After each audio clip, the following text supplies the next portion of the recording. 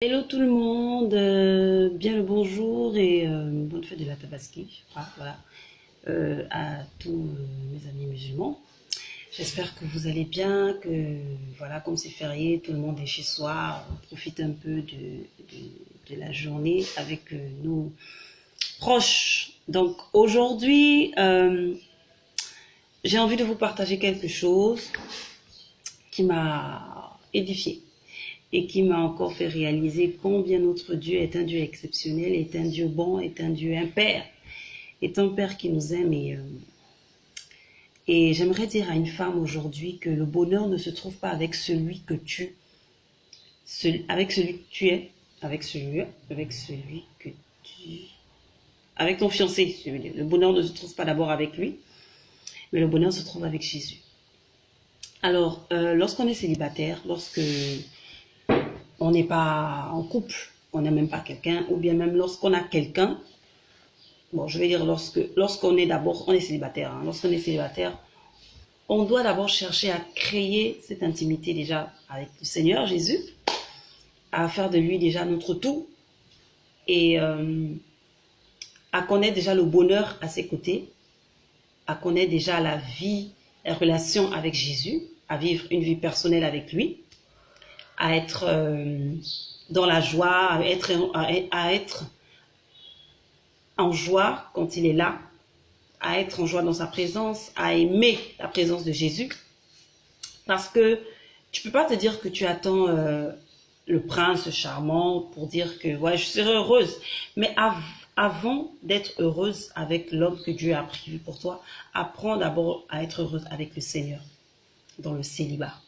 Parce que c'est quelque chose de très important. On n'est pas, on n'attend pas d'être heureuse avec la personne que Dieu a prévue pour nous en fait. On est d'abord heureuse en étant célibataire avec le Seigneur. Je sais pas, je crois que vous comprenez ce dont je parle. Et donc, je voulais vraiment partager ça à une sœur, à une frangine, quelque part dans le monde, dans les 5 continents et tout. De te dire que tu apprends d'abord à être heureuse, à, à être heureuse avec le Seigneur dans ta vie de célibataire. Avant de dire que non, moi je suis... En fait, tu ne pourras pas être heureux. C'est un peu comme la soumission. C'est un peu comme l'obéissance, dans ce sens. C'est-à-dire le Seigneur nous demande dans sa parole d'être soumise. Avant d'être soumise à un homme, apprends d'abord à être soumise à Dieu. Apprenons d'abord la soumission avec Dieu, à obéir à ce que le Seigneur nous demande de faire, à obéir à ce que le Seigneur nous recommande, à marcher selon sa parole, selon sa volonté, selon ce qu'il nous dit.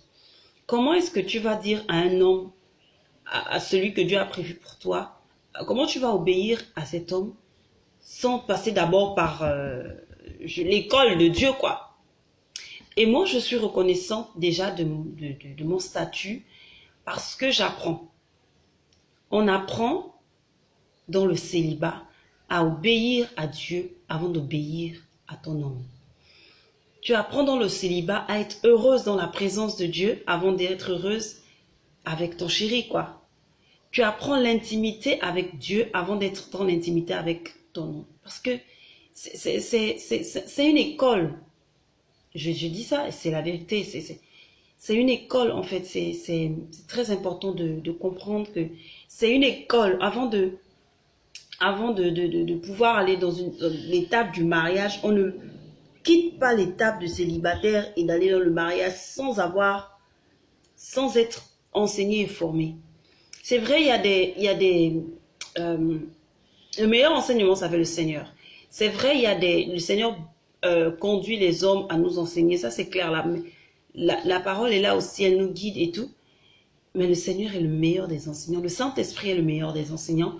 Il nous enseigne véritablement à, à vivre dans l'intimité avec lui, à l'honorer, à le respecter, à lui obéir en fait. Donc moi je voudrais dire à une sœur, à une frangine, à une, comment on dit, à une manita, que cherche d'abord à être heureuse avec le Seigneur dans le célibat, à obéir à Dieu, à lui être soumise avant de chercher à être soumise à un homme.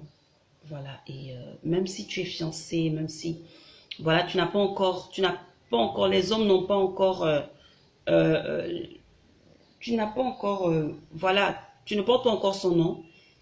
Et donc, cherche d'abord à apprendre de Dieu dans l'intimité. Le Seigneur va t'honorer dans le mariage. Alors, je te souhaite de passer une très bonne semaine et que Dieu te bénisse. Au revoir.